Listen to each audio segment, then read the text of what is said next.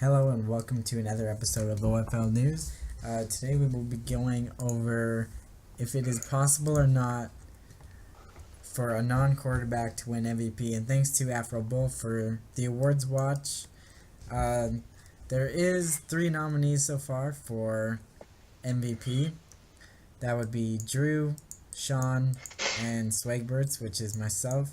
Honorable mentions being Hunter Harmony, Hero Forgotten, and Lord Jealous. So, Septius, let's start with you. First, to say Afro, please never make award watches again, because I highly disagree with majority of those. And if the question is, can a non-quarterback win MVP? Obviously it's possible, but you know how with the corrupt voting system and Mallard campaigning for all of his players to win an award, it's highly likely that Mallard will probably end up as MVP at this race, according to last time. But with a non-quarterback, you kind of have to put up the same numbers or even better than a quarterback to win it in the OFL, or else you have a good campaign. Because if you're not going to do anything, you're obviously not going to win in this league because it is corrupt, as always. And before I end this, I'd like to say, Afro, how about you not be biased on your predictions and not say Warriors that are irrelevant to any position? All right. All right. Inspiration. Crazy, let's hear your opinion. Can a non-quarterback win MVP? Honestly, to me it seems highly unlikely due to the corruptness, but I guess anything can happen, really. That's all I really have to think about it, but to me it just really seems highly unlikely that it'll happen. Okay. Beljing, your go.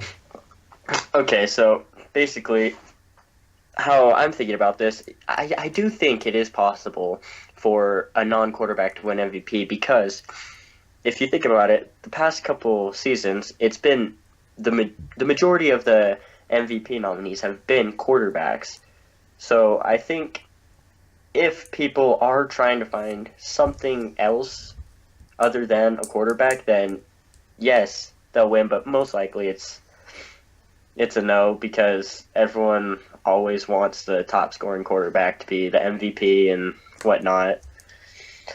So, yeah.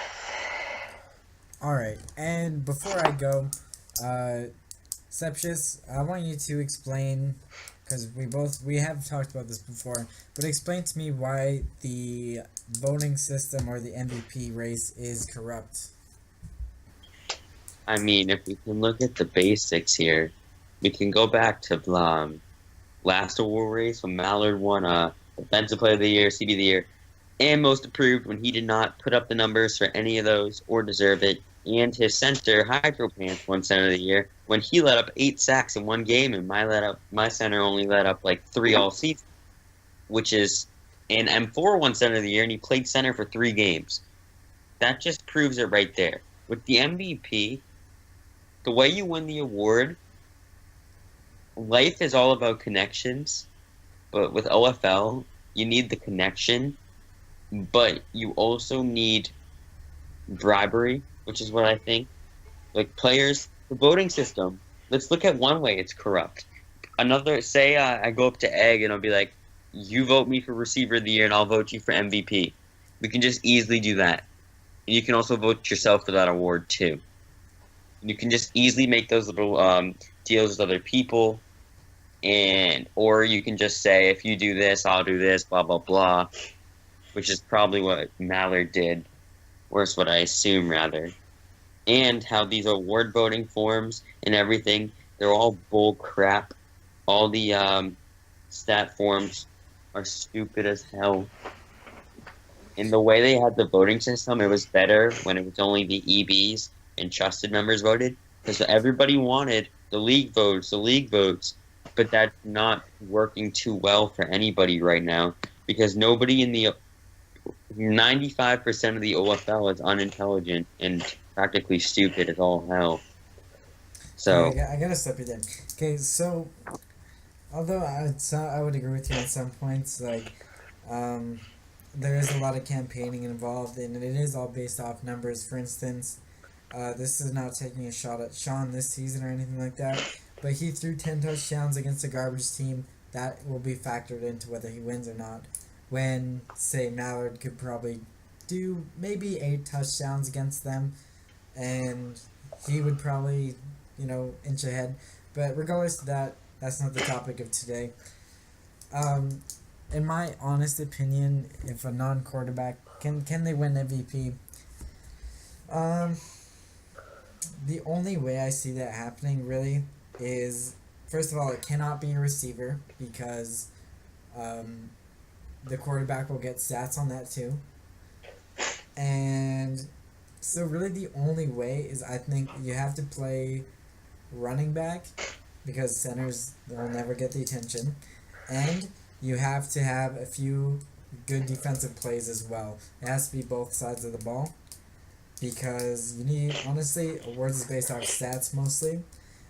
And that's honestly just due to, it's hard to gauge exactly because it's personal opinion about who's more valuable to their team, because that factors in coaching, leadership, blah blah blah blah. And with awards, it's just not really worth factoring everything in. So it is all based off stats. So I will ask you guys this. Say, for example, if I rushed for 1,000 yards this season, okay?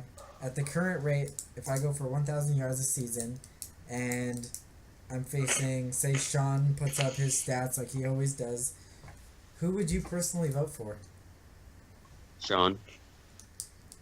You? Crazy? Because Well, I don't really know. Probably you, because Swag is back. Okay, Sepsis, you're up. I mean, let's just look at it this way.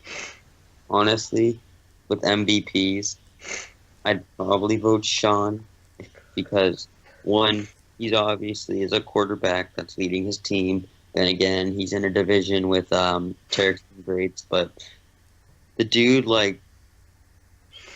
I'd rather vote for MVP who puts up the numbers with the very successful team of this season. Even though it doesn't make sense, it's just the fact that if you're the leader of one of the best teams in the OFL, that's why I'd probably do it. Okay, I have a question though.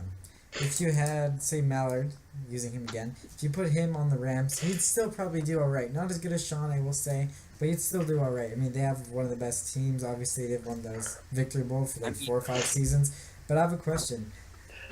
If I left Punishers, this is no insult to my own team, but if I left Punishers, how do you think they would win? How many games? A couple more, maybe one? Okay, well, let's just probably not a lot of games, but with the OFL Most Valuable Player Award, it's the fact that with the award, the way you win is obviously you got to be known.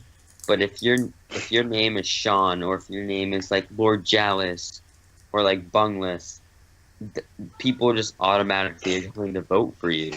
That's You understand? true. Okay, this episode's going a little bit longer than I wanted it to. Final question. Who is more valuable to their team right now? Me or Sean and Drew? Why is this episode about you? This is not. I'm the only running back or any player that's not a quarterback on the list. What else do you want me to talk about? Answer the Because you question. ran You're down up. the what? Who's up? You. Oh crap! Answer Wait. the question. Who's more valuable to the team? Me or the other 2 quarterbacks, Drew and Sean, to their team? Right now, who's more valuable to their team? You, but MVP, even though that's what it means, that's not what it means in the OFL. Okay, Crazy, you're up. Well, I hate to be biased to the Punishers and you, Swag, but honestly, you, considering you're the only running back on the list and you're putting a lot of stats up this season. But like I said, and like Seth just stated a lot, I'm pretty sure that when voting comes out, I think that they're probably going to vote a quarterback just Oh yeah, because of you. no. I know that for a fact. I don't really care if I win the award or not. I just want to win. But I'm asking, Yeah. who's more valuable to their team? I don't know where the hell Belgian went, but I disconnected. okay, who's more valuable to their team? Sean to the Rams, Drew to the Panthers, and both of those teams actually, those two teams are my favorites right now to meet in the Victory Bowl. But that's But I'm that's a gonna- whole I'm different gonna topic. That's a dub different them. topic. I don't want to I'm start dubbing that. them this season, bro. Tomorrow we're getting the No. dub, bro. No, I don't want to make that the topic. This episode's too long already.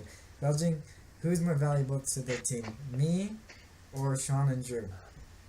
Obviously you, because if you take back and look at it from like if you look at it from a receiver's point of view, the Punishers would be nowhere without you. Not to be mean to them, but I'm just saying. But if the Rams or the Panthers didn't have their quarterbacks, they could easily find someone else. Like they could easily just take a backup or something and just have them produce almost equally or almost as well. But with how you've been going, you couldn't possibly find a backup on your roster already to be able to produce as well as you're doing right now. Super can. Okay, so with that, I'm gonna end the episode. And before I do, I gotta say that Sean and Drew, both amazing players. This is not a shot against them. It's just the topic of today, and that will end it. We're gonna need a bigger studio. It looks like. Thanks, guys, for coming to join. I will give a shout out to everyone on this list right here: Curry, Keith, Endeavor, Casey, MRVY. I'm not. Murphy. Murphy, sure, that's a weird name, but okay. And the 715 Gamer. And goodbye.